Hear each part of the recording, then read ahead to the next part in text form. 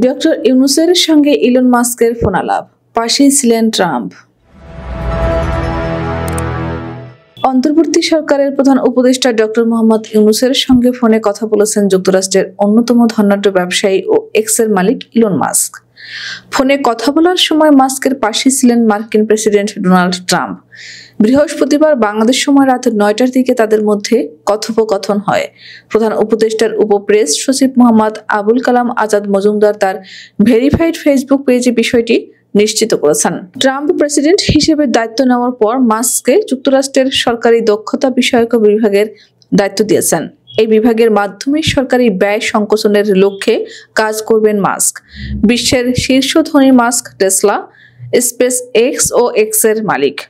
উল্লেখ্য, আন্তর্জাতিক বিনিয়োগ সম্মেলন আয়োজনের উদ্যোগ নিয়েছে বাংলাদেশ।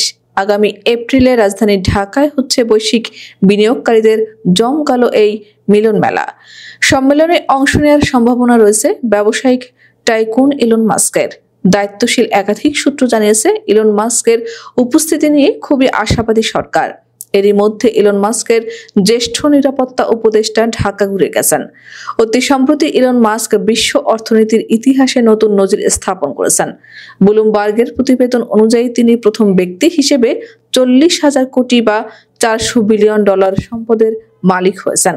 তার কোম্পানি টেসলা এবং স্পেস এক্সের দ্রুত বাজার বৃদ্ধিতে বিশ্বের 1 নম্বর ধনীর তালিকায় উঠে আসে তার নাম। দায়িত্বশীল একাধিক কূটনৈতিক ও সরকারি সূত্র জানিয়েছে, এপ্রিলের প্রথমার্ধে হতে পারে কাঙ্ক্ষিত সেই বিনিয়োগ সম্মেলন। 3 দিনের সূচি এবং অতিথি তালিকা প্রস্তাব করে এরই মধ্যে প্রস্তুতি শুরু হয়েছে। দেশে বা বিদেশের কোনো কর্মসূচি যাতে অন্তর্বর্তী সরকারের প্রধান উপদেষ্টা নোবেল বিজয়ী ডক্টর মোহাম্মদ ইউনূসের বিনিয়োগ সম্মেলনের সূচি বিঘ্নিত না করে, সে কারণে আগেভাগেই বিষয়টি তার বিবেচনায় উপস্থাপন করা হয়েছে। বাংলাদেশে বিনিয়োগ উন্নয়ন কর্তৃপক্ষ বিনিয়োগ সম্মেলনটি আয়োজনের মূল দায়িত্বে থাকছে।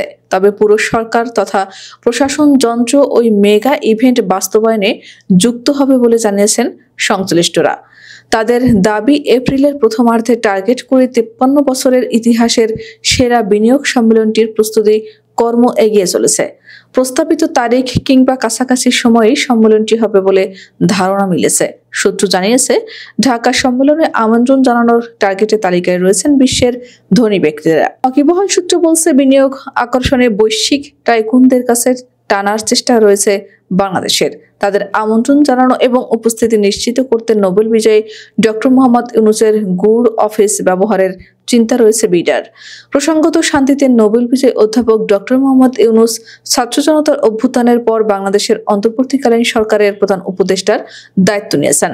দেশের অভাবনীয় এক পরিবর্তিত রাজনৈতিক পরিস্থিতিতে শিক্ষার্থীদের বিশেষ অনুরোধে তিনি এই দায়িত্ব নেন। নতুন বাংলাদেশ নিয়ে মানুষের স্বপ্ন গুরুত্বপূর্ণ নানা খাতে সংস্কারের মাধ্যমে সেই স্বপ্নের বাস্তবায়ন, গণতন্ত্রের উত্তরণ এবং চলমান পরিস্থিতি নিয়ে তিনি কাজ করবেন বলে আশা প্রকাশ করেন সাধারণ মানুষ।